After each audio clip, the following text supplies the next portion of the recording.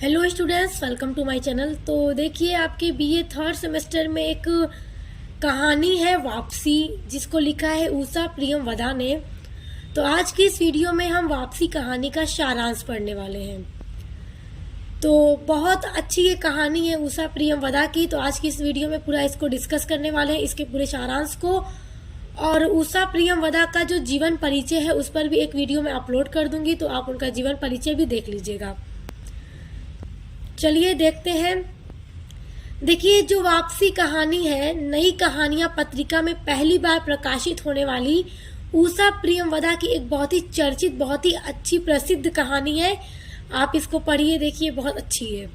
देखिए, इस कहानी का जो नायक है वो है गजाधर बाबू। तो इसी पर पूरी ये स्टोरी है कि ये किस तरह रिटायर होने के बाद अपने घर वापस आते हैं और इनका परिवार इन्हें कुछ भी नहीं समझता है, बल्कि कितनी उम्मीद, कितना आशा, कितना भरोसा लेकर आते हैं कि 35 वर्षों तक मैंने यहाँ पे स्टेशन पे काम किया, अब रिटायर होके घर जाऊंगा, परिवार बच्चों के साथ अपनी बची हुई जिंदगी को गुजारूंगा अच्छे से। तो उन सारी उम्मीदों के साथ गजाधर बाबू घर वापस आते हैं। लेकिन जब ये घर लौटते हैं तो स्थिति बहुत अलग थी। जो कुछ सोचकर ये घर लौटे थे, इनकी जो वापसी थी रिटायर होने के बाद, इतनी अलग थी कि घर की परिस्थितियों को देखकर शॉक्ड रह जाते हैं। और देखिए क्या होता है इनके साथ। तो ये घर वापस लौट कर आते हैं, इसीलिए देखिए कहानी का नाम भी क्या है, वापसी। तो कथा नायक गजाधर बाबू का रिटायर होने से पहले अपना कोई सपना नहीं है। यानी ये बस अब ये सोच रहे हैं कि रिटायर हो जाऊंगा, घर जाऊंगा, बची हुई जिंदगी अच्छे से परिवार, बीवी बच्चों के साथ गुजारूंगा। वे अपने परिवार के सपनों को पूरा करते हैं।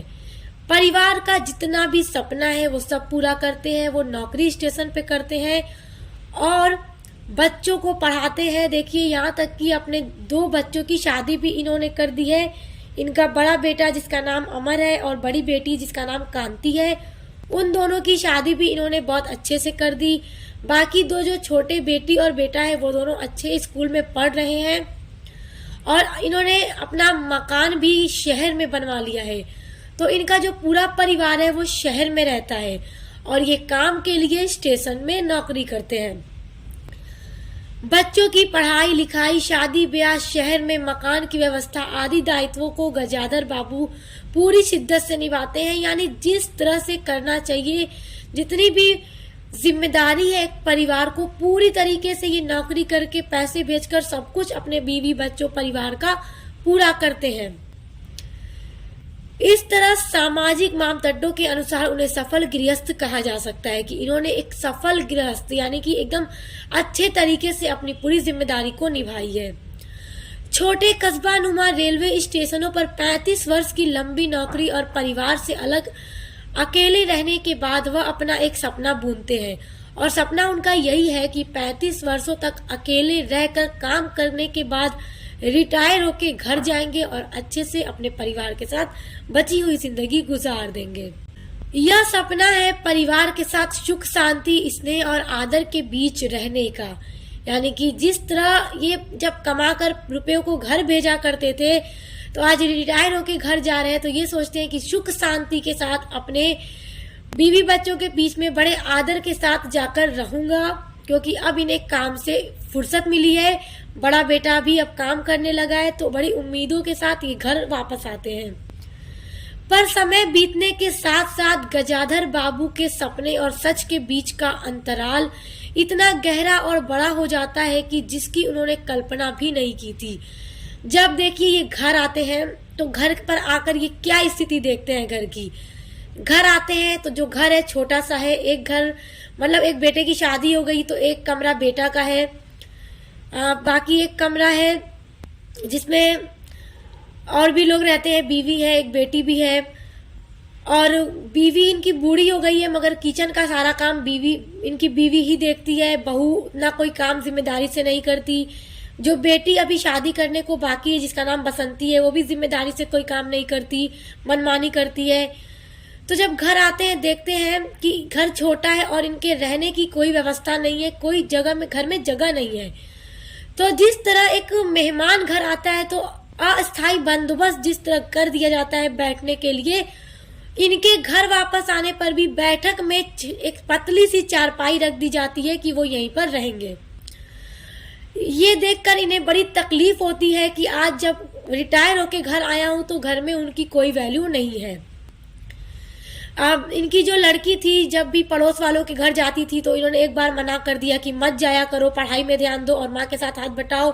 तो उस लड़की ने बाप से बोलना ही छोड़ दिया। तो उन्हें इस बात की इतनी तकलीफ हुई कि क्या एक बाप अगर रोक दे तो वो बाप से बोलना छोड़ देगी।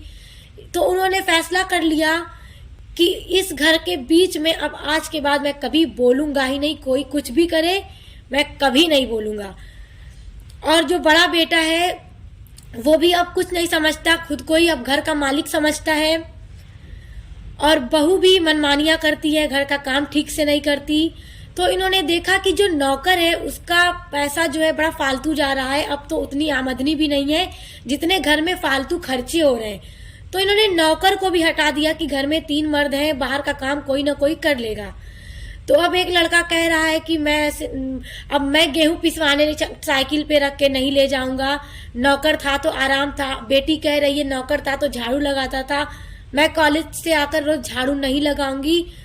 तो इन्होंने इसीलिए अब घर के बीच बारे में बोलने का फैसला ही एकदम कर लिया कि मैं अब कभी इस घर के बीच बारे में नहीं बोलूंगा। उसके बाद उन्होंने कभी नहीं बोला।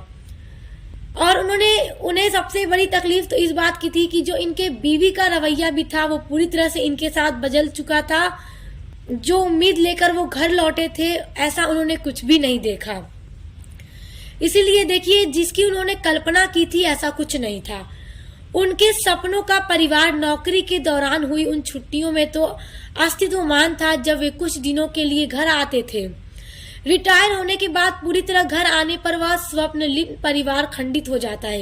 यानी जब वो छुट्टियों पर घर आया करते थे तो अच्छा रहता था क्योंकि कमा के लाते थे। आज रिटायर हो गए तो कोई घर में वैल्यू नहीं है, पूरा परिवार एकदम बिखर चुका है, इन्हें कोई कुछ समझ नहीं रहा है।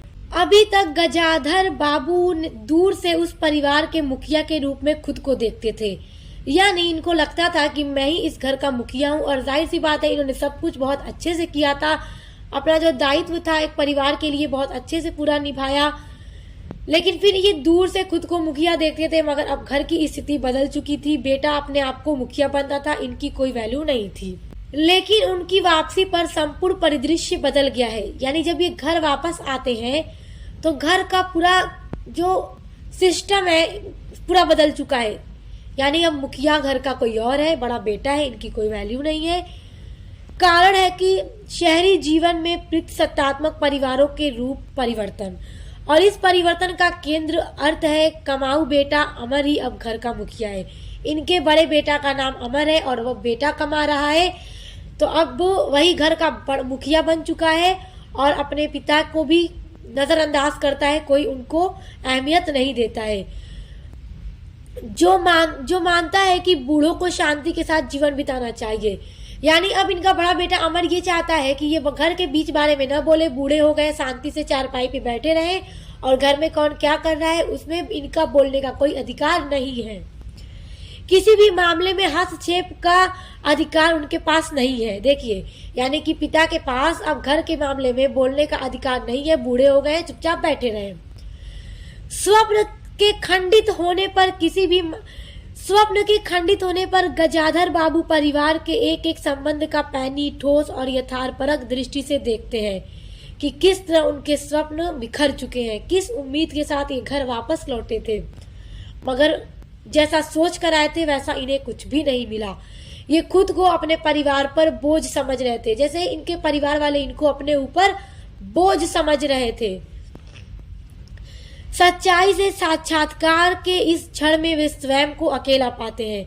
यानी ये समझ जाते हैं कि इस परिवार में मेरी कोई जगह नहीं है, मैं यहाँ फिजूल हूँ, किसी को मेरा ख्याल नहीं है। जहाँ न उनका बेटा साथ है, न बहू, न बेटी और न ही उनकी पत्नी उनके साथ है, जबकि इन्होंने कमा कर हर महीने की सैलरी अपने परिवार में भेजकर सब कुछ पूरा किया, शहर में घर बनाया ताकि बच्चों की पढ़ाई का नुकसान न हो, सब कुछ इन्होंने पूरा किया, मगर फिर भी आज वापस आने पर इनकी कोई वैल्यू नहीं है। तो ये देखते हैं कि मुझे यहाँ से चले जाना ही बेटर है। तो जो पूरी कहानी है उसमें एंड में होता है कि ये एक, जैसे जहाँ ये रहते थे, इनके साथ एक कोई व्यक्ति रहते थे, उनकी एक मिल थी, तो कहते हैं कि उन्हीं का खत आया है, वहीं जाकर काम करूंगा, जो 2-4 पैसे घर आएंगे। अपनी पत्नी से पूछते हैं क्या तुम भी मेरे साथ चलोगी? तो पत्नी कहती है नहीं, मैं क्यों जाऊंगी, मैं चली गई तो इस परिवार का क्या होगा? तो वो कहते हैं नहीं, मैंने तो बस ऐसे ही पूछा, चलो कोई बात नहीं, मैं अकेला चला जाऊंगा। उसके बाद वो अपना घर छोड़कर चले जाते हैं। और जब वो घर जाते हैं, बेटा रिक्शा बुला देता है, पिता उस पर बैठकर एक दृष्टि वो अपने परिवार की तरफ डालते हैं। उसके बाद अपनी निगाहें दूसरी तरफ फेर कर रिक्शा आगे बढ़ जाता है और वो चले जाते हैं। तो जब वो अंदर आते हैं तो उनकी पत्नी अपने छोटे बेटे से कहती है कि चारपाई को बैठक में से हटा दो, उसमें तो कदम रखने की भी जगह नहीं है। इससे क्या पता चलता है कि उनके परिवार में कोई वैल्यू थी ही नहीं, बल्कि वो किस उम्मीद के साथ घर वापस आए थे। तो बस इसी तरह ये वापसी कहानी खत्म हो जाती है। आई होप आपको बहुत अच्छी लगी होगी। तो इसका सारांश अगर आपसे एग्जाम में पूछे तो आप ये पूरा लिख दीजिएगा। बहुत अच्छी कहानी है ये। और अगर आपको पूरा एकदम पूरी मूल पार्ट इसको पढ़ना है, एक एक वर्ड आप पूरा डिटेल में पूरी स्टोरी पढ़ना चाहते हैं, तो आप मुझे कमेंट कीजिएगा, मैं उस पर वीडियो बना दूंगी। बट ये मेन जो सारांश है, जो समरी है, वो आप समझ गए तो समझिए, अच्छा है। अगर आपको पूरी वीडियो मूल पार्ट चाहिए तो बता दीजिएगा, मैं अपलोड कर दूंगी। वो वीडियो थोड़ा लंबा होगा बट आपको पूरा और अच्छे से आ जाएगा। और उषा प्रियमवदा जो इसकी राइटर है, उनके जीवन परिचय पर भी वीडियो मैं जल्द अपलोड कर दूंगी। और जो इसका संदर्भ है, व्याख्या, प्रसंग, उस पर भी वीडियो मैं अपलोड कर दूंगी। तो आप लोग अच्छे से तैयार कर लीजिएगा, एग्जाम में आपके प्रश्न जरूर आएगा।